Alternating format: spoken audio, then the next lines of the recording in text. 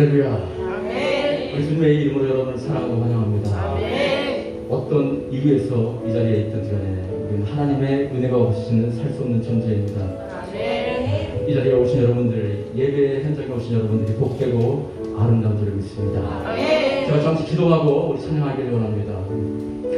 할렐루야. 아버지 하나님, 믿음의 백성들, 믿음의 자녀들, 몸부림치는 그들의 아버지 발걸음 속에는 주님을 갈망하는 소망하는 마음이 있습니다. 그것은 아버지 하나님, 우리는 아버지 하나님 주님의 은혜가 없이는 살 수 없는 존재입니다. 그렇기 때문에 아버지 우리는 삶 속에서 아버지 하나님 발부둥치고 주의 은혜를 사모합니다. 우리는 세상에 비치고 세상의 수고입니다. 아버지 하나님 그 길이 아버지 하나님 빛이 흐려지지 않냐고 그 마치 아버지 연약해지지 않도록 아버지 오늘의 은혜로 함께해 주시옵소서.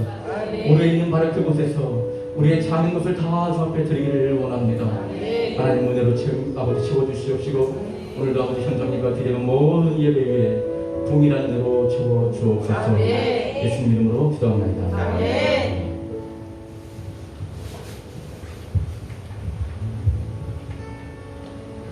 우리 함께 찬양하겠습니다.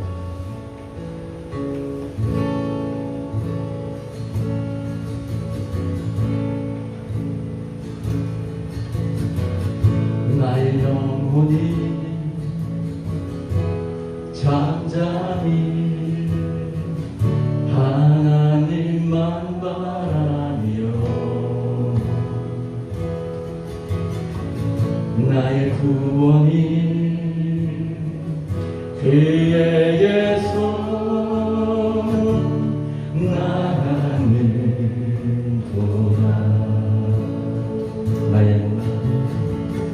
나의 영혼아 잠잠히 하나님만 바라라. 나의 소망이 저에게서 나가는도다. 나의 영혼이 간절히 나의 영혼이 간절히 여호와를 갈망하며 나의 입술이 여호와를 찬양하리.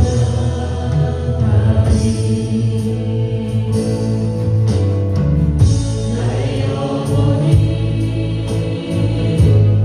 즐거이 여호와를 따르니 나의 평생을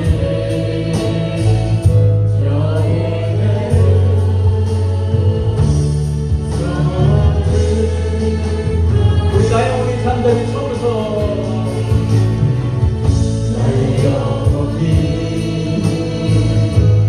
잠잠히 하나님만 바라며 나의 구원이 오직 그리스도 그에게서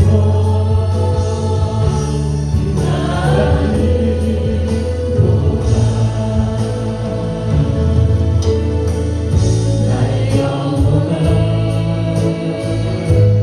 잠잠히 하나님만 바라라. 나의 소망이 저에게서 나가는도다. 나의 영혼이 간절히 나의 영혼이 간절히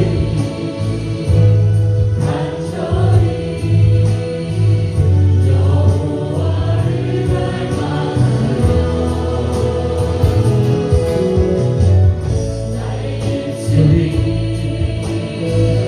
여호와를 찬양하리.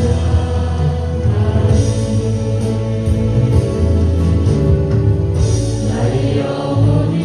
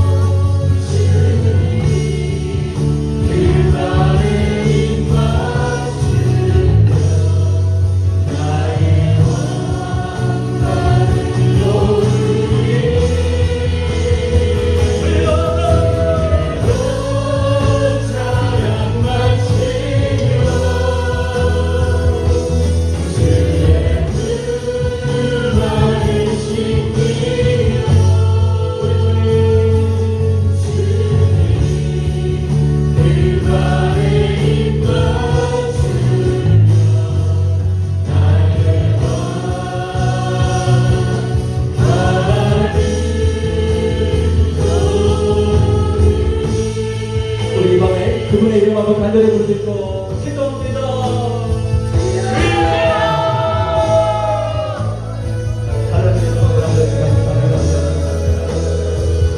아버지 사랑하는 지혜와 하나님 나의 영혼이 하나님은 하나오니 우리 영혼이 아버지 하나님은 하나오니 우리의 그 여호와를 예배하고 찬양하는 우리의 나라를 주의 옷장을 간단한 마음으로 바라보며 하나님을 외쳐보겠습니다. 오늘 시간을 이곳 시간을 감수와 양보가 하나를 얻으며 우리가 소유하는 자리에 서하는 시간을 하나님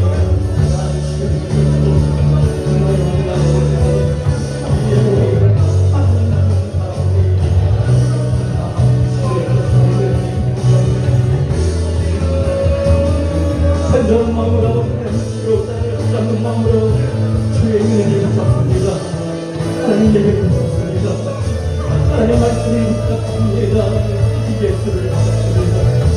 하나님 이 시간을 받습니다. 하나님 우리의 기도를 받고 찬양을 받고 간절한 마음으로 주의 은혜를 사모하는 받아주시옵소서. 우리 영혼의 심장이 하나님 마음을 받습니다.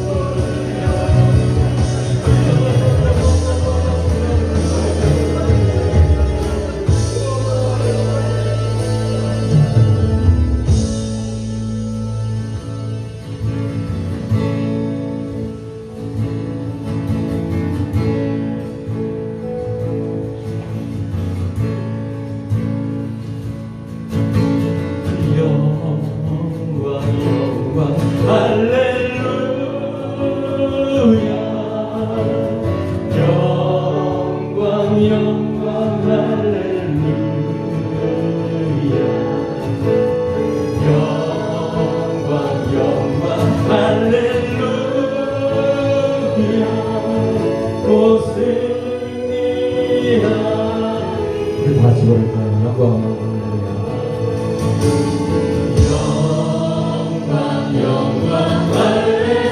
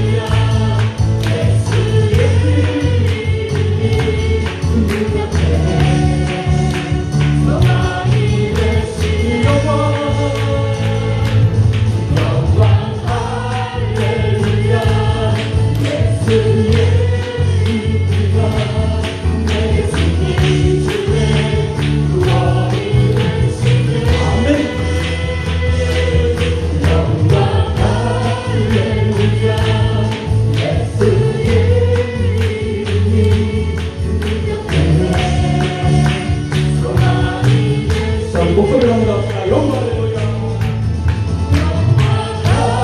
할렐루야. 예수의 그 피가 내게 승리 주네 구원이 되시네 영광 할렐루야 예수의 이름이 능력해 소망이 되시네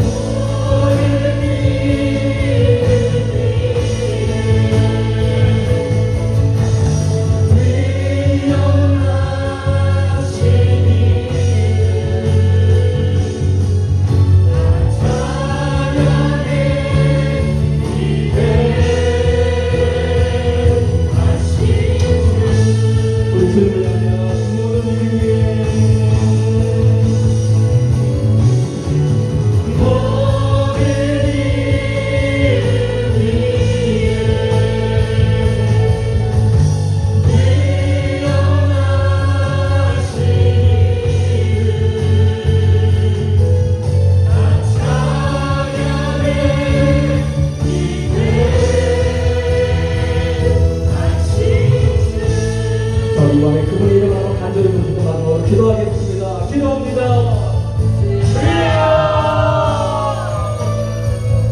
할렐루야.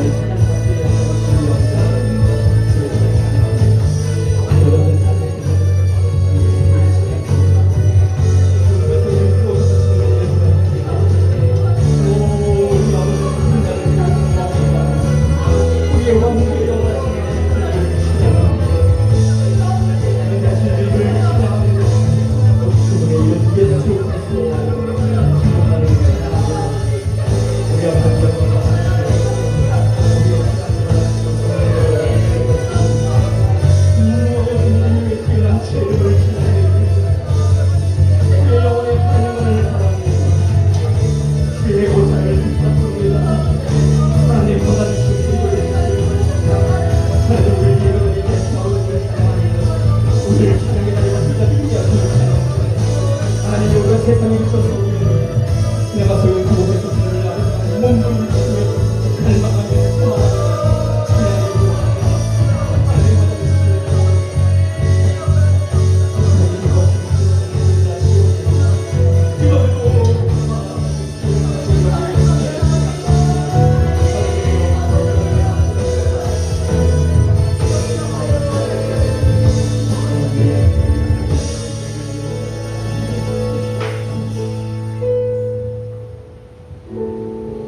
하나님 우리만의 아버지님을 갈망하는 마음이 있습니다. 하나님 그런 마음으로 주의 옷자락을 붙잡습니다. 우리의 영원한 아버지 하나님 늘 하나님의 은혜를 소망하고 사모합니다. 아버지 내가 서 있는 바로 그곳에서 하나님을 경배하고 예배하길 원합니다. 바로 저 갈지라도 나의 갈지라도 바로 이곳에서 내가 서 있는 이곳에서 예배하길 원합니다. 주의 나라가 임재일 때에 결코 헛된 시간이 아니요 헛된 것이 아니라는 것을 저는 알고 있습니다. 하나님 다시 일어납니다. 다시 예배합니다. 다시 주님을 찬양합니다. 다시 기도합니다.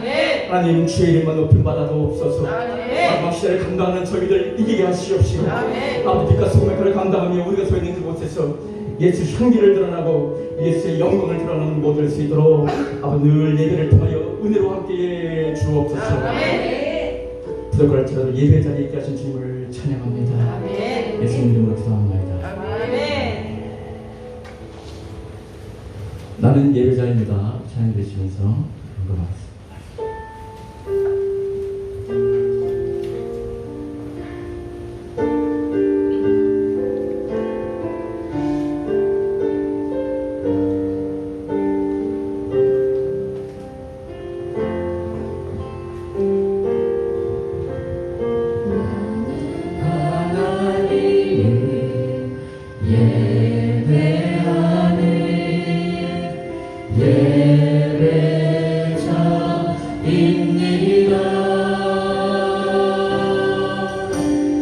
내가 서 있는 곳 어디서나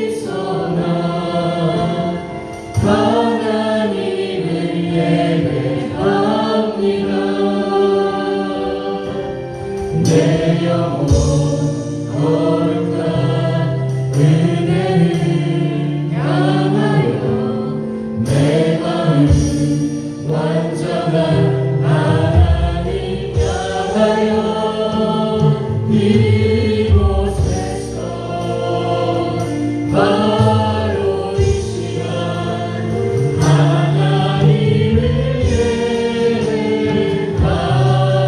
예배합니다.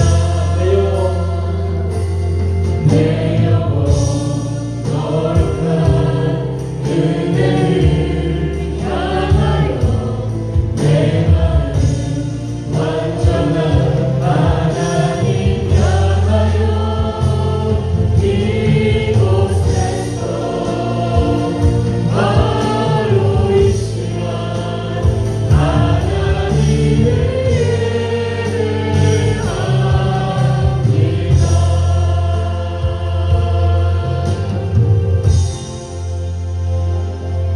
기도하겠습니다. 거룩하신 아버지 하나님 감사합니다. 오늘도 귀한 이 밤에 예배를 합하시고 예배의 자리에 인도하시는 애 감사합니다. 오늘 주님께서 부르셨기에 주님 전에 나와 예배하고 있음을 믿고 원하는 예배에 부르시는 애 감사하고 또 주실 말씀에 감사하여 귀한 예물 구별하여 드립니다. 주님 받아주시고 또 연락하여 주옵소서. 드린 손길마다 우리 하나님이 기억하셨다가 하나님 뜻하신 대로 채워주시는 역사가 그들의 인생, 가정과 교회 가운데 있게 하여 주옵소서. 받으신 예물에 축복하여 주옵시고 또 쓰이는 곳곳마다 오직 예수 그리스도의 이름 드러나고 만왕의 왕 되시고 만주의 주가 되신 예수 그리스도의 이름을 높이는 또 그곳에서 예배하게 하시는 귀한 예물 되게 하여 주옵소서. 오늘도 말씀 앞으로 온 성도와 함께 나아갑니다. 현장에서 또 각자의 처소를 예배의 처소로 삼아 예배하는 모든 성도님들의 삶 가운데 가정 가운데 임하여 주옵소서. 감사드리며 예수님의 이름으로 축복하며 기도했습니다. 아멘. 할렐루야. 함께 나누실 하나님의 말씀은 시편 22편 1절로 10절의 말씀입니다. 시편 22편 1절로 10절의 말씀입니다.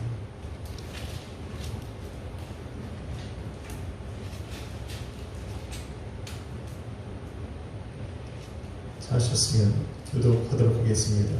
내 하나님이여 내 하나님이여 어찌 나를 버리셨나이까.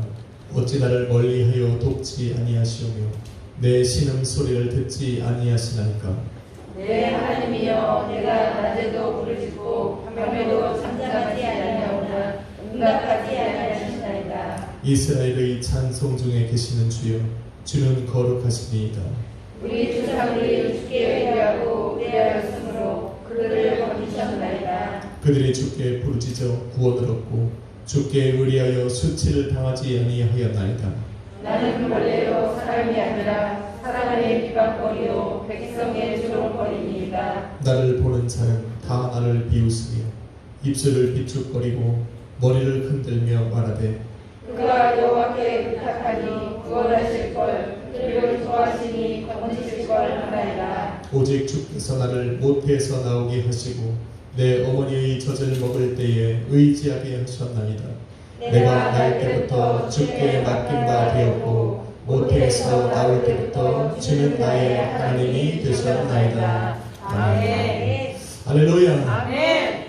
잘 오셨습니다. 아멘. 우리 옆에 분하고 한번 인사합시다. 잘 오셨습니다. 잘하셨습니다. 아멘.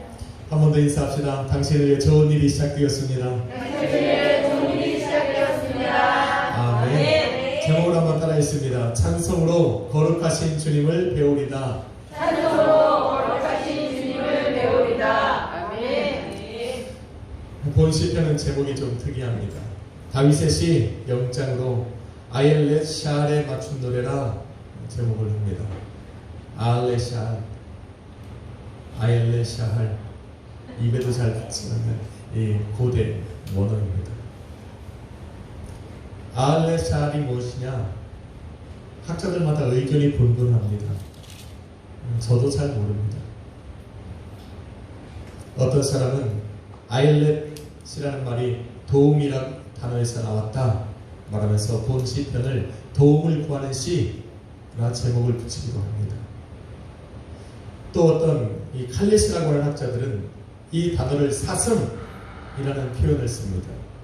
그래서 새벽의 사슴 또 아침의 사슴에 관한 시다라는 제목을 붙이기도 합니다.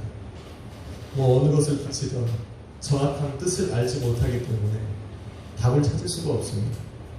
그래서 어떤 학자는 이렇게 말을 합니다. 제목의 뜻을 찾아서 본문을 이해하기보다 본문의 내용을 살펴서 제목의 뜻을 찾아나가는 것이 더 현명한 방법일 수 있을 것이다 라고 이야기를 합니다. 저도 이러한 방법에 동의합니다. 그래서 저는 본문을 더 깊이 연구해 보려고 합니다. 본 시편의 내용에 따라 나누면 크게 두 부분으로 나눕니다. 1절부터 21절까지는 고난에 관해서 22절부터 마지막 31절까지는 승리에 관해서 기록을 하고 있습니다. 다윗은 그 1절을 시작을 하면서 이렇게 시작을 합니다. 내 하나님이여 내 하나님이여 어찌하여 나를 버리셨나이까. 어찌 나를 멀리하여 돕지 않으시고 내 신음소리를 듣지 않으십니까. 이렇게 시작을 합니다. 다윗이 이러한 고백을 드릴 수밖에 없었던 상황이 있었다는 겁니다. 그래서 학자들은 이렇게 고백할 수밖에 없었던 상황이 도대체 다윗의 어떤 상황이었을까 궁금해합니다. 학자들뿐만 아니라 다윗을 알고 시편을 읽어나가는 사람이라는 누구나 다윗의 인생 속에 어떠한 상황에 들어갔을기에 이러한 고백을 드리면서 시편을 써내려가고 있는가 궁금해할 것입니다. 저도 궁금합니다. 다수의 학자들은 사울에게 쫓기던 다윗이 그에게 받은 핍박이 극에 달했을 때 이러한 시를 기록했다라고 이야기를 합니다. 그런데 다윗의 인생을 잘 보여주는 사무엘 상하서에 비춰진 다윗의 모습은 비록 사울에게 쫓겨서 절망의 상황 속에 이르렀다 할지라도 희망을 잃은 사람의 모습이 아니었습니다. 절망의 상황 속에 몰려있지만 그 뒤에 하나님을 향한 믿음을 가지고 다시 일어나 걸어가는 그런 다윗의 모습을 보여주는 것이 사무엘 상하서입니다. 그래서 다윗이 이러한 고백을 드릴 때, 고백의 찬양을 지어서 하나님을 찬양할 때 그것을 처음 들었던 이스라엘 민족들도 아마 다윗이 왜 이러한 고백을 드리고 있는지에 대해서 의아하게 여겼을 겁니다. 평상시의 모습이 아니었거든요. 평상시 같으면 믿음으로 으쌰! 으쌰! 하고 일어나야 될 텐데요. 여호와께서 내게 침묵하신다라고 신음의 소리를 내고 있는 그 다윗의 모습을 바라보면서 의아하게 여겼을 겁니다. 그렇게 시간이 흘러 수백 년이 지난 어느 날 저와 여러분의 입장에서 생각해보면 2000년 전 다윗의 자손이여 온 세상을 구원하고 오실 그 메시아로 이 땅에 오신 예수님께서 십자가 위에서 나의 하나님 나의 하나님 어찌하여 나를 버리셨나이까 엘리 엘리 라마 사박다. 오늘 본문 시편 1절에 다윗이 고백했던 그 고백을 십자가 위에서 드리는 것을 모든 사람이 듣게 된 겁니다. 그때서야 아니거든요. 다윗이 수천 년 전 예수님께서 이 땅에 오시기 전 이 땅을 구원하시기 오신 그 메시아의 노래를 예언했고 성령에 감동되어서 십자가에 오르셔야 할 그 예수 그리스도를 예언하며 지었던 그 시가 바로 오늘 시편 22편이라는 것을 깨닫게 된 겁니다. 할렐루야.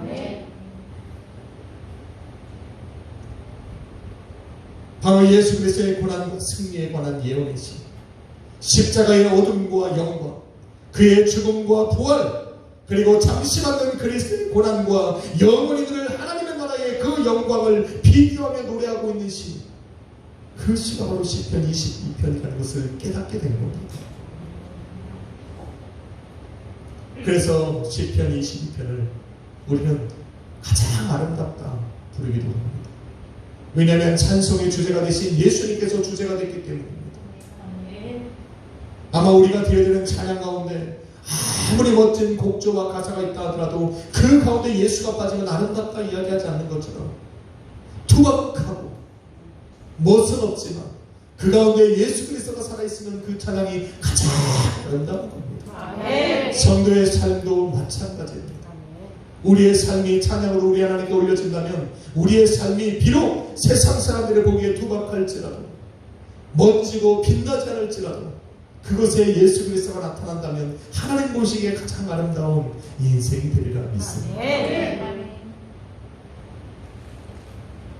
다윗은 예수님께서 이 땅에 오시기 전 성령에 감동되어 수천 년 전부터 예수 그리스도를 예언하며 이 시를 고백하고 있다는 것을 놀랍지 않을 수 없습니다. 그러나 성령은 다윗으로 하여금 예수님의 고난만 바라보게 한 것이 아니었습니다. 다윗으로 하여금 예수 그리스도가 받을 영원한 승리를 기록하겠다는 것입니다. 그래서 본문에 다윗의 삶이 간혹 나타나지만 전체적인 내용으로 생각해 볼 때 우리는 시편 22편을 그리스도의 시, 그리스도의 노래라 제목을 붙일 수가 있습니다. 저는 오늘 시의 전반부에 기록된 그리스도의 고난에 관한 내용으로 말씀을 전해 보려고 합니다. 저와 여러분이 읽은 본문 1절로 10절은 절망적인 상황에 있던 그 다윗이 예수께서 예언하며 자신의 모습을 세 가지의 모습으로 나누어서 설명을 하고 있습니다. 첫째는 밤낮 부르짖어도 응답받지 못하는 나. 둘째는 모든 존귀함을 짓밟히고 있는 나. 세 번째는 조롱과 수치를 당하고 있는 나에 대해서 기록을 해놓고 있습니다. 먼저 밤낮 부르짖어도 응답받지 못하는 나는 2절에 기록되어 있습니다. 2절은 이렇게 말을 합니다. 내 하나님이여, 내가 낮에도 부르짖고 밤에도 잠잠하지 아니하오나 내게 응답하지 않으십니다.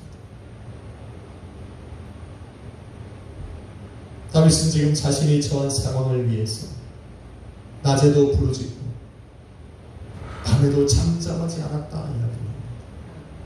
밤에 잠잠하지 않았다. 어떻다는 겁니까? 낮부터 시작되어진 그 부르짖는 기도가 밤에까지 이어지고 있다 라고 생각해 볼 수 있습니다. 다윗은 자신의 삶의 고난과 환난이 다가오면 항상 하나님 앞에 이렇게 기도를 했습니다. 시편 55편 17절에도 이르기를 내가 저녁과 아침과 정오에 근심하며 단식하리니 여호와께서 내 소리를 들으실 것이라 고백했습니다. 또한 시편 88편 1절에서도 여호와 내 구원의 하나님이여 내가 주야로 주의 앞에서 부르짖나이다. 힘들고 괴로울 때 시간의 구애를 받지 않고 낮과 아침이나 저녁이나 시간의 구애 없이 오직 여호와 하나님만을 바라며 그 앞에 기도했던 것이 바로 다윗의 특징입니다. 또 이러한 신앙이 다윗을 특별하게 만든 힘입니다. 예수님께서도 아버지께 부르짖는 자들에게 이렇게 말씀하셨어요. 누가복음 18장 7절에 하나님께서 그 밤낮 부르짖는 택하신 자들의 원한을 풀어주지 않겠느냐, 저희에게 오래 참으시겠느냐라고 말씀하십니다. 그리고 밤낮 부르짖는 자들을 위로하시며 소망을 주십니다.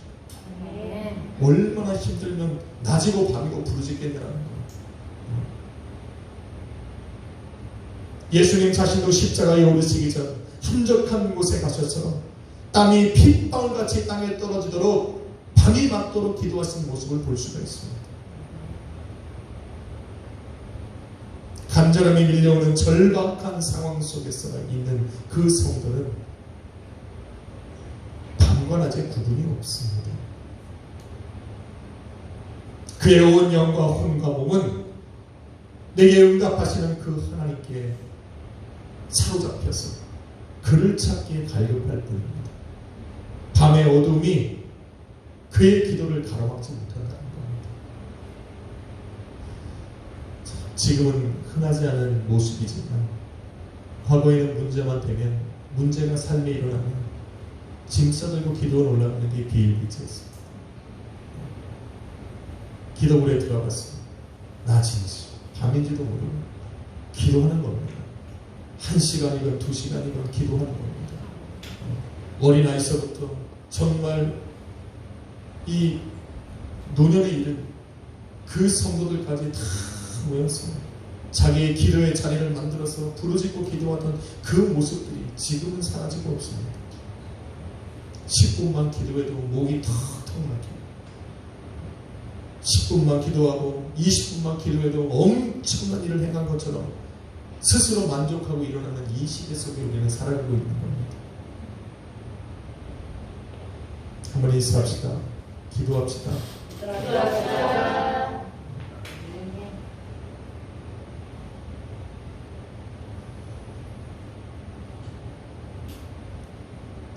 대부분의 사람들이 밤에 잠잠하지 않았던 다윗이 이처럼 기도했을 것이라 생각을 합니다. 그런데 저는 조금 다르게 생각을 해보게 되었습니다. 한참 말씀을 읽고 묵상을 하다가 다윗이 밤에 잠잠하지 않았을 것은 그 시간에 찬양했을 수도 있겠구나. 지금처럼 층간소음 생각하시면 안 돼요. 다윗은 지금 왕이라니까요. 다윗은 지금 혼자 한적한 산에 숨어 있을 수도 있습니다. 바로 뒤에 나오는 3절은 이렇게 말을 합니다. 이스라엘의 찬송 중에 거하시는 주여, 주는 거룩하십니다. 바로 이 말과 연관지어 생각해 볼 때 낮에 간절함을 담아 기어하고 부르짖었던 다윗은 짙은 어둠이 염려와 불안과 공포와 두려움이 되어 몰려올 때 주님의 함께하심을 바라면서 오히려 찬송하기 시작한 것입니다. 마치 빌립보 감옥에 잡혀있던 바울과 실라가 내일을 알 수 없는 그 상황 속에서 하나님 주님을 향하여 간절한 찬양을 드린 것처럼 내일을 알 수 없는 그 절박한 상황 속에서 낮에부터 하나님 앞에 무릎을 꿇어 기도했던 그 다윗은 그 기도를 들으신 그 주님을 믿고 이제는 그 응답하실 그 주님께서 나와 함께 하시기를 바라면서 기도, 찬양하기 시작한 겁니다. 할렐루야. 찬양하면 어떠한 일이 벌어질까? 3절로 5절에 보니 이스라엘의 찬송 중에 거하시는 그 주님은 거룩하다 이야기를 합니다. 그 거룩하신 주님께서 자신의 열조와 함께 하셨다라고 이야기합니다. 거룩하다. 우리가 하나님을 거룩하다 말할 때 가장 기본되어지는 생각은 바로 이 세상과 완전히 구별되어진 분을 이야기할 때 거룩하다라는 단어가 있습니다. 세상과 완전히 구별되어 존재하시는 그 하나님께서 당신을 찬송하는 자들 중에 거하시기 위해 이 세상 가운데로 오신 겁니다. 얼마나 놀라운 일이 아닌지 모릅니다. 세상을 창조하신 그 창조주 하나님께서 당신의 이름을 불러 높이 찬송하는 자들로 인해서 죄악 가득한 이 세상으로 찾아와 함께 거하시고 이 세상에 거하시는 그들을 신경 쓰기 시작했다는 겁니다. 왜? 그 이름을 찬송하니까. 찬송은 이런 힘이 있어요. 찾아와 거하실 뿐 아니라 어두운 세상 속에서 당신을 의뢰하고 의뢰하는 사람들을 건지셨고 그들로 주께 부르짖어 구원을 얻게 하신 겁니다. 또한 주께 의뢰하여 순치를 당하지 않도록 주님께서 그 찬송하는 자들을 눈여겨보시더라는 겁니다. 함께 하시더라는 겁니다. 그 4절로 5절은 그걸 말하는 거예요. 나의 열조가 우리 하나님을 찬양했기에 하나님께서 그들 가운데 함께 하사 그들을 구해내시고 그들로 수치를 당케 하지 않으셨다라고 이야기를 하는 거예요. 그래서 다윗은 지금 그들이 했던 방법처럼 자신도 지금 찬양하고 있는 거예요. 낮에는 내가 부르짖어 하나님 앞에 기도했다면 밤에는 그 응답하실 그 하나님께서 나와 함께 하시기를 기대하면서 주님을 향하여 두 손을 들어 찬양하는 거예요. 저는 묵상하면서 지금 그 밤에 찬양했던 다윗의 소리를 듣습니다. 하나님께서 나와 함께 하시기를 간절히 바라거든 그 다윗의 모습을 저는 바라보게 된 겁니다. 기도를 통해 나의 모든 환경과 처지를 주님께 아뢰었다면 그 사람이 해야 할 일은 이제 찬양하는 겁니다. 다윗의 이 고백을 자신의 믿음으로 삼아서 이제는 찬송의 입을 열어야 할 때다 라고 지금 이야기하는 겁니다. 이스라엘의 찬송 중에 거하시는 주님, 이제는 찬양하는 나에게 구원을 베푸시고 나로 수치를 당케 하지 않으시기 위해서 내게 찾아오시는 주님, 내가 드려지는 그 찬양 가운데 주님께서도 함께 임해달라고 우리는 찬송의 입을 열어야 할 때 바로 그때다라고 이야기합니다. 이스라엘의 찬송, 가사 맞네.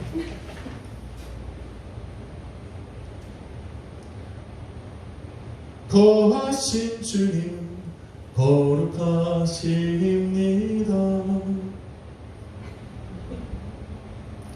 두 손 들어 주님의 보좌를 만들고, 그렇죠. 가사가 좀 어렵긴 합니다. 이런 찬양 우리가 드렸잖아요, 그렇죠? 네. 바로 오늘 시를 얘기하는 거예요. 구름 날개 사이에 임하신 것처럼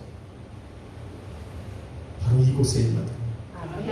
찬송이 울려 퍼지는 그 자리에 주님 임재해 달라고 우리는 찬양을 해야 됩니다. 아멘. 할렐루야. 아멘.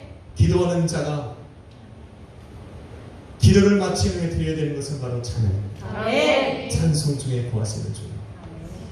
그분은 거룩하시지만 찬양이 울려 퍼지는 그 자리에 실제로 임재하셔서 함께 하시는 분이 바로 우리 주님입니다. 아멘. 할렐루야. 아멘. 찬양하십시오. 아멘. 둘째로 다윗은 존귀함을 모두 짓밟히고 있는 자신을 이야기를 합니다. 6절에 이르길 나는 벌레요 사람이 아니라 사람의 비방거리요 백성의 조롱거리다 라고 이야기합니다.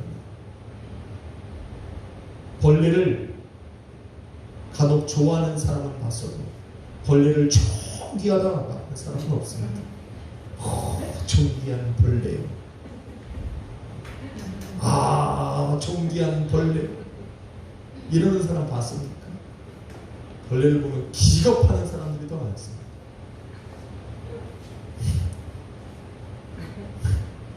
등치는 황송하는데 벌레 하나 여럿 있습니다 여기.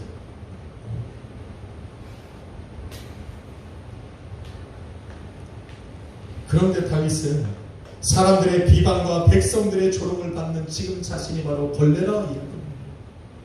존귀함이란 찾아볼 수 없는 사람들에게 비방과 조롱과 멸시와 천대를 받아도 당연히 그럴 수밖에 없는 사람이라 여겨지고 있는 바로 그 사람. 자기가 바로 그런 사람이다 라고 지금 이야기합니다. 다윗이 자신을 벌레라 비유했던 상황이 있습니까? 그런 시간이 있었습니다. 사울의 칼과 창을 피해서 블레셋 땅으로 도망가야 할 때 다윗은 블레셋 왕 아기스 앞에 서야 했습니다. 그러면 너무 두려운 거예요. 왜냐하면 그의 장수 골리앗을 때려잡고 그의 군사들을 수도 없이 죽였던 자신이 그 왕 앞에 섰을 때 죽임을 당할 것은 당연했기 때문입니다. 그래서 그 아기스 왕 앞에 나아갈 때 미친 사람처럼 모습을 합니다. 머리와 수염을 풀어헤치고 침을 흘리고 콧물을 흘리고 그의 궁에 들어갈 때 그의 문대에 그 대문에 붙어서 그 대문을 긁으면서 마치 미치광이처럼 행색을 하는 겁니다. 생명을 구별하는 겁니다. 그런 다윗을 바라보던 사람들이 이렇게 말을 합니다.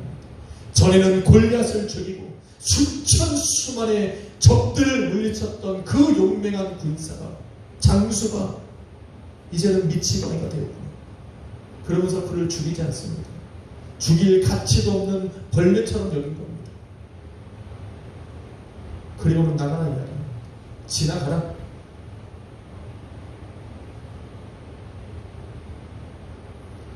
그런데 이것은 자기 목숨을 구걸하기 위해서 스스로 벌레처럼 자신의 존귀함을 버린 겁니다. 그래서 본문 6절에 기록하고 있는 상황과는 맞지가 않습니다. 본문 6절이 말하고 있는 그 상황은 절대로 벌레가 될 수 없는 그 분이 벌레가 된 것을 의미하는 겁니다. 사람들의 멸시와 조롱과 또 비방과 수치를 당하지 않으셔야 할 그 분이 그런 것을 당하고 있을 그 상황을 이야기하고 있는 겁니다. 바로 천지의 주제, 만물의 주인 되신 예수님께서 세상을 구원하시기 위해 당신의 존귀함을 모두 벗어버리고 사람보다 더 못한 그 벌레와 같은 사람으로 사람들의 비방과 조롱과 멸시와 천대를 받는 그 자리에 스스로 임하여 오신 그것을 이야기하고 있는 겁니다. 하늘과 땅과 만물 가운데에서 높임을 받으셔야 하는 그 주님께서 땅에 기어다니는 벌레를 자신의 발로 짓밟는 자들의 그 발 아래 무기력하게 밟히는 그런 모습으로 오셨다. 그 모습을 지금 이야기하고 있는 겁니다.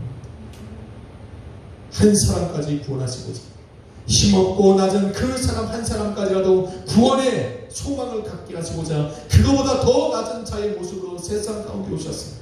십자가를 짊어지신 그 예수 그리스도를 지금 이야기하고 있는 겁니다. 할렐루야. 예수님이 그렇게 하지 않으셨다면 구원을 꿈꾸는 사람들이 많이 없었을 겁니다.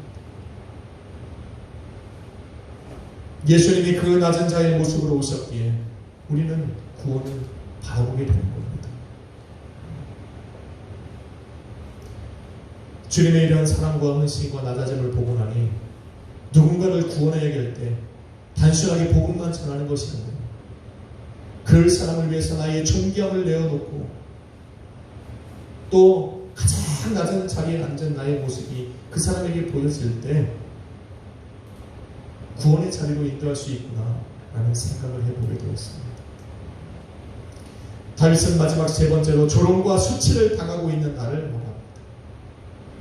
7절로 8절은 이렇게 말합니다. 나를 보는 자는 다 나를 비웃고 입술을 삐죽거리고 머리를 흔들며 말하되 그가 여호와께 의탁하니 구원하실걸 그를 기뻐하니 건지실걸 하나이다. 정말로 하나님이 그를 구원하실 것 같은 생각이 들어서 이 얘기를 하는 것이 아니다. 불가능하다고 지금 이야기하는 겁니다. 조롱하는 겁니다. 저렇게 하나님을 의지하니 하나님이 아마 건지실걸? 그를 기뻐하니 하나님께서 그를 건져내실걸? 조롱하는 겁니다.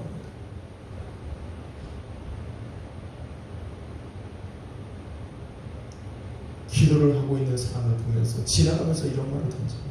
아유 저렇게 기도하는 하나님 응답하시겠지. 비웃습니다. 조롱합니다. 저렇게 간절히 찬양하는데 아유 하나님이 도와주시겠지. 비웃지 마십시오. 기도하는 자는 무서운 분들입니다. 아멘. 찬양하는 분들은 정말 무서운 분들입니다. 아멘. 왜냐하면 그 기도 소리를 주님이 들으시고 그 찬양 중에 거하시는 주님이 그와 함께 하시기 때문에. 아멘. 다윗은 10절로 9절로 10절에 이렇게 이야기합니다. 주께서 나를 모태에서 나오게 하셨고 내 어머니의 젖을 먹을 때부터 당신을 의지하게 하셨다. 내가 날 때부터 주께 맡긴 바 되었고 모태에서 나올 때부터 주는 나의 하나님이 되셨다. 이런 신앙으로 살아왔다는 거예요. 오늘 내가 주님을 깨닫는 그 순간부터 시작해서 돌이켜보니 모태에서 나를 조성하신 분이 하나님이시고 아멘. 그 모태에서 세상으로 나오게 하신 분이 우리 주님이시고 아멘. 모태에서 나와서 어머니의 젖을 빨 때부터 나로 하여금 주님을 의지하게 하신 분이 바로 전능하신 하나님이더라 말하는 거예요. 아멘. 그런데 그 전능하신 하나님께서 지금 나에게 침묵하고 계시는 거예요. 그러니 미친 거예요. 사울왕이 내게 칼과 창을 겨누고 쫓아올 때도 이렇게 낙심하고 좌절하고 한숨을 쉴 때가 아니었는데 나로 지금까지 살아오게 하시고 나로 주님을 의지하고 온전히 주님께 내 삶을 의탁하게 만들었던 그 하나님께서 내게 침묵하고 계시니 지금 신음하고 있는 거예요. 절망의 자리에 그래서 앉고 있는 거예요. 그런데 그런 나의 모습을 나를 지켜보던 자들이 본 거예요. 그래서 지금 조롱하는 거예요. 아마 의탁하니 하나님이 구원하실걸? 하나님을 기뻐하니까 그를 건져내실걸? 조롱의 말을 던지고 있는 거예요. 그래서 다윗은 1절에 시작하는 거예요. 내 하나님이여 내 하나님이여 어찌 나를 버리셨습니까? 어찌 나를 멀리하시고 내 신음소리를 듣지 아니하십니까? 나도 외치고 시작하는 거예요.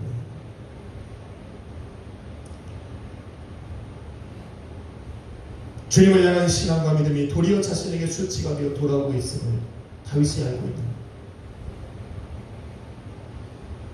어떤 사람은 다윗의 이 외침을 듣고 다윗의 신앙이 흔들리고 다윗의 믿음이 떨어졌다 말하는 사람이 있습니다. 그런데 하나님하고 둘은 모르는 사람, 정반대입니다. 다윗은 사람들의 조롱이 끊이지 않고 그런 가운데서도 자신에게 침묵을 이어가는 하나님을 여전히 뭐라고 부릅니까? 나의 하나님, 나의 하나님, 나의 하나님. 나의 하나님이란 관계를 지금 이야기하고 있는 나와 하나님과의 관계, 바로 하나님께서 내 하나님이시기 때문에 나는 하나님을 찬양하고 의뢰하고 의지하는 것이 당연하다 이야기를 하는 거예요. 그 하나님이 나의 하나님이 되셨기에 그 하나님께서 나를 도우시고 나를 구원하셔야 할 책임 있는 분이시라 지금 이야기를 하고 있는 겁니다. 할렐루야. 하나님께서 내 하나님으로 계시는 동안은 나는 하나님의 구원하심과 하나님의 건지심을 받아야 할 의무와 책임이 있고, 그런 나를 하나님께서는 구해내셔야 할 책임이 있다 지금 이야기를 하고 있는 거예요. 이게 나의 하나님이에요. 사랑의 하나님. 그 나하고 무슨 상관이야. 사랑의 하나님이. 사랑이면 사랑의 하나님이지. 창근이 하나님은 창근이 하나님이지. 내 하나님은 내 하나님이지. 그 하나님이 그 하나님이지만 황대영 목사님의 하나님은 여러분의 하나님이 아니에요. 내 하나님은 나를 위해서 일하셔. 여러분의 하나님은 여러분의 하나님을 만나야지. 다윗은 지금 그런 상황 속에서 나의 하나님을 찾고 있는 거예요. 비록 나에게 침묵하고 계시는 하나님이지만, 그로 인해서 사람들이 나를 조롱하고 있지만 그분은 여전히 나의 하나님인 거예요. 그 하나님이 잠시 나에게 침묵하고 계실지는 몰라도 그 침묵을 깨시고 나에게 응답하시는 그날이 되면 나를 멀리하셨던 그것이 나를 다시 가까이 하신다. 하나님이 듣지 않으셨던 그 나의 신음소리를 우리 하나님이 들어응답하실 것이다 지금 외치고 있는 거예요. 할렐루야. 이런 고백을 누가 드릴 수 있냐는 거예요. 쉽지 않아요. 기도하는데 응답이 없으면 다 떠나버립니다. 하나님은 이런 분이시구나, 안 계시구나, 하나님 소리도 안 들려요. 아이고 지금 떠나버립니다. 그 침묵이 얼마나 길었으면 다윗은 지금 신음하며 하나님 앞에 나아가고 있다는 거예요. 하나님의 침묵하심이 오랜 시간 지속될지라도 다윗은 여전히 그 하나님을 나의 하나님이라 부르고 있다니까요. 이게 정말 멋진 신앙이에요. 다윗이 이렇게 부를 수 있었던 것은 무엇이냐면 자신에게 열조에게 보여주셨던 그 신실하신 하나님의 모습이기 때문에 그래요. 한번 말씀하시면 반드시 이루어야 하시는 분, 한번 내뱉으신 그 말씀을 다시 되돌리지 않게 하시는 하나님. 다윗은 지금까지 살아가면서 자신에게 말씀하시고 나를 인도하셨던 그 하나님을 기억하고 있는 거예요. 그 하나님이 내게 침묵하실지라도 그 하나님이 내게 떠나지 않게 하시다라는 것을 믿고 있기 때문에 침묵하실 때도 여전히 그분은 나의 하나님입니다. 할렐루야. 이런 믿음이 없으면 안 됩니다. 나를 조롱하는 자들 앞에서 내가 믿는 하나님을, 내가 믿는 예수를 나는 여전히 믿고 있다라고 외칠 수 있는 사람이 누가 있냐라는 거예요. 여러분 요즘처럼 함께 모여 예배하는 교회와 성도만 보면 아주 그냥 눈에 불을 켜고 욕하려고 하는 사람들이 늘기합니다. 그런 가운데서 나는 예수 믿어, 나 크리스찬이야, 나 교회 나가, 나 매주에 나가서 예배 드려 라고 담대하게 이야기할 사람이 몇 명이나 되겠냐는 거예요. 마치 죄 지은 사람처럼 고개를 숙이고 돌아가는 사람이에요. 그런 말을 하는 사람들 앞에 나가서 예수를 변명할 수 있는 사람이 몇 명이나 되겠냐라는 거예요. 같이 어울려서 욕이나 하면 다행이죠. 그런 사람들과 함께 맞장구를 치면서 세상이 이런데 어떻게 교회가 나가서 예배를 드리는 게 합당하냐 지금 이야기하지만 않아도 다행이라는 거예요. 다윗의 상황이 지금 그렇다는 거예요. 그런데 그는 여전히 나의 하나님이라고 고백하고 있는 거예요. 주님의 신실하심을 온전히 믿지 않고는 절대로 할 수 없는 일. 그런데 다윗의 이 외침이 2000년 전 골고다 언덕 위에 세워진 십자가 위에서 외쳐진 겁니다. 나의 하나님, 나의 하나님, 어찌하여 나를 버리셨나이까. 하나님께로부터 완전히 버림받아 죽임받아야 되는 그 상황 속에서도 우리 주님께서는 그 하나님을 향하여 나의 하나님이라 고백하고 있는 거예요. 버리셨다라고 하는 그 의미는 완전히 다릅니다. 그 버려지는 상황의 끝자락에서도 하나님을 여전히 나의 하나님이라 부를 수 있는 신앙을 가진 분이 우리 예수님입니다. 모든 절망과 소망이 끊어지고 소망이 끊어져 절망의 자리에 이른 바로 그 마지막 자리에서도 그 하나님을 향하여 나의 하나님이라고 외칠 수 있는 신앙, 우리 하나님이 받으시는 신앙이 바로 여기에 있어요.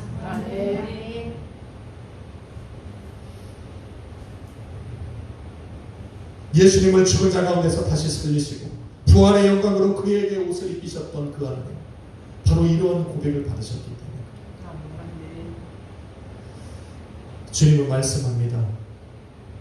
너희가 나에게 속했기 때문에 세상은 너희를 미워하고 박해하고 조롱하고 비판할 것이다. 그런데 너희는 담대하라. 내가 세상을 이겼단 말이야. 주님을 신뢰하는 성도라면 주님을 믿는 믿음으로 인해 세상에서 미움받고 조롱받고 박해를 받을지라도 내가 사랑했던 그 예수님을 나의 주라 고백할 수 있을 때 이것이 바로 성도가 세상을 이기는 힘입니다. 예수를 자랑해야 됩니다.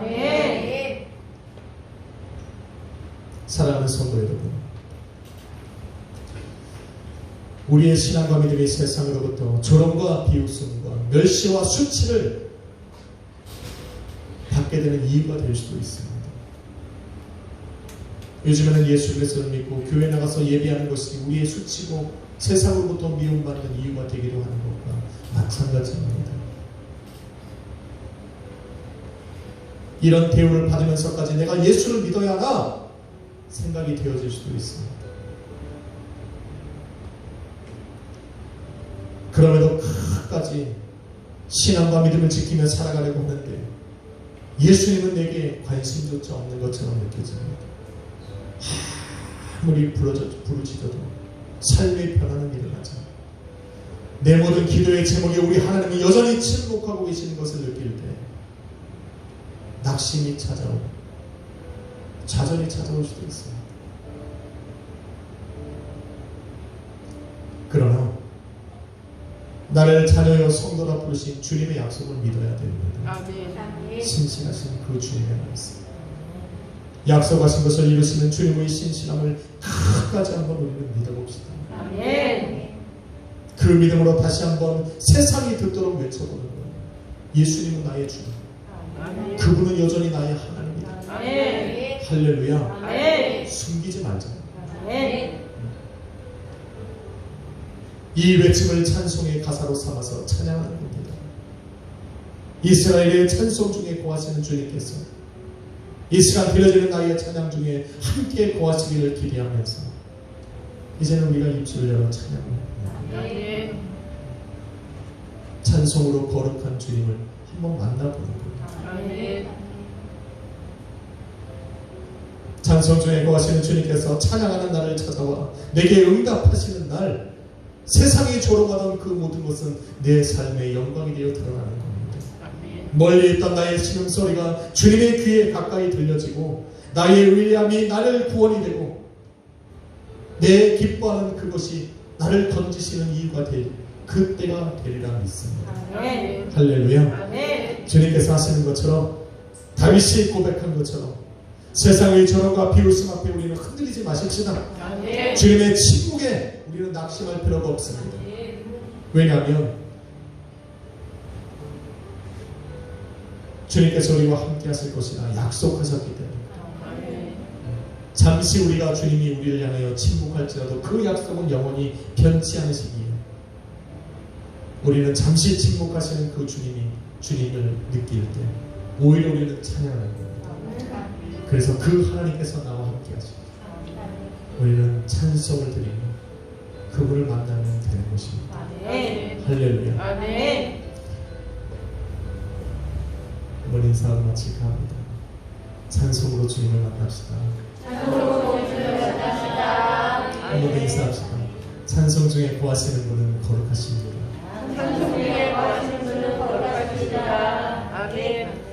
여러분이 찬양할 때 그 거룩하신 하나님께서 하늘 보좌를 버리시고 여러분 가운데 찾아와 거하실 겁니다.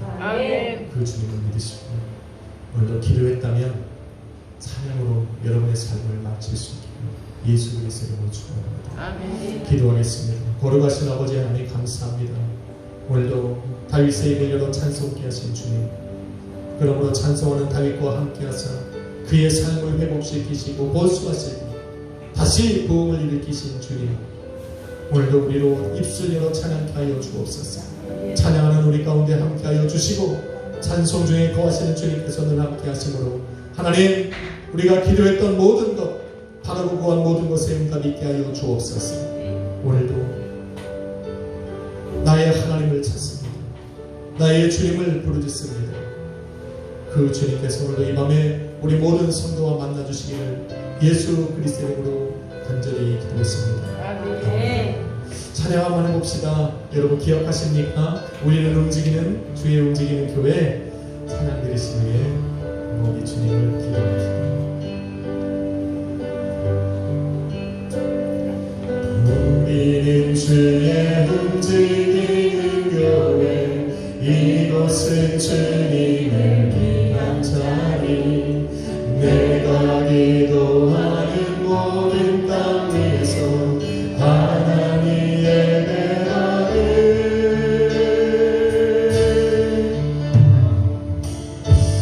그 하늘 노래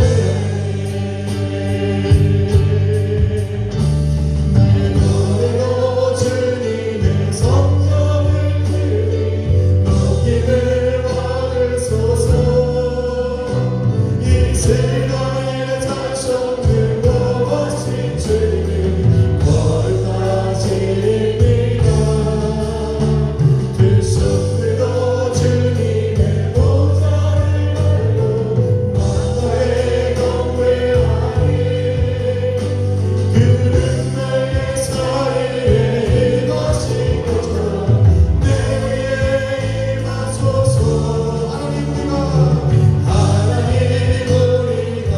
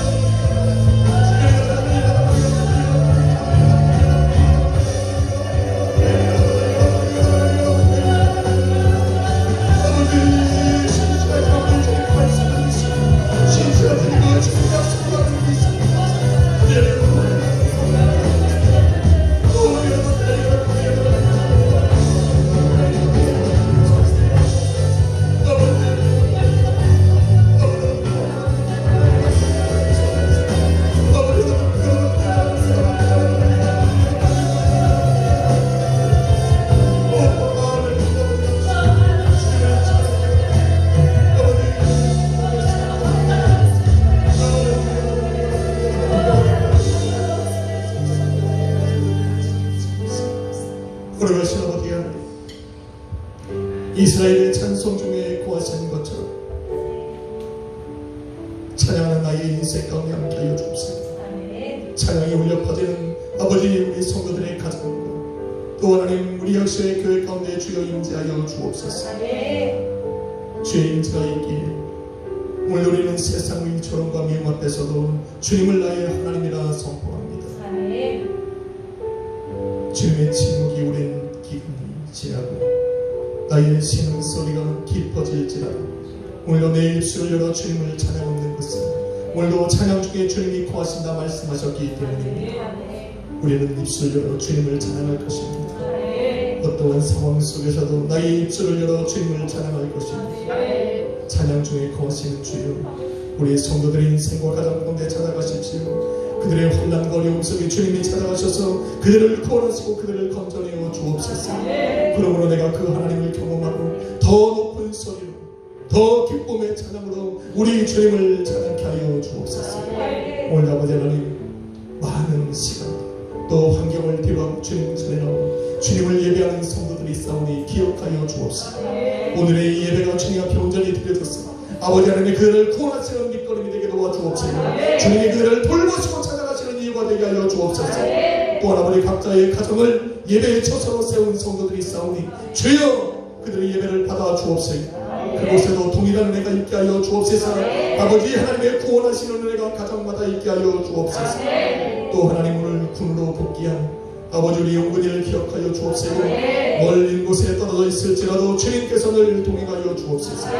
귀한 아들 강건한 몸으로 다시 만날 때까지 주님께서 지키시고 보호하여 주옵소서. 또 캐나다에서 또 아버지 필리핀에서 아버지 주님을 의지하며 예배 가운데 승리하며 살아가는 성도들이 있사오니 주여 승리케 하여 주옵소서.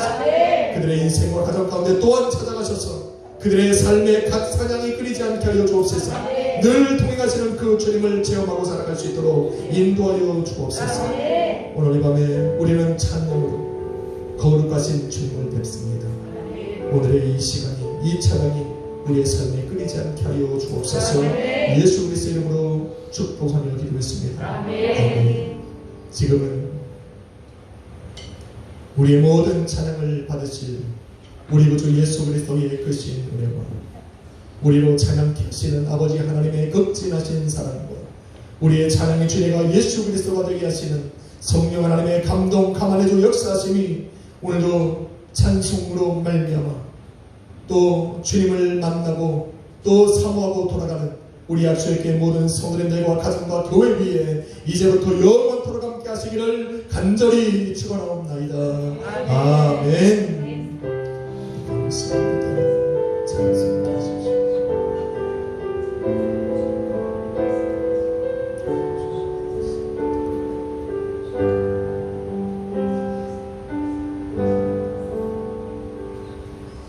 할렐루야. 우리 하나님께 감사 박수 올립시다. 우리 옆에 계신 우리 사랑과 주시다 주님을 찬양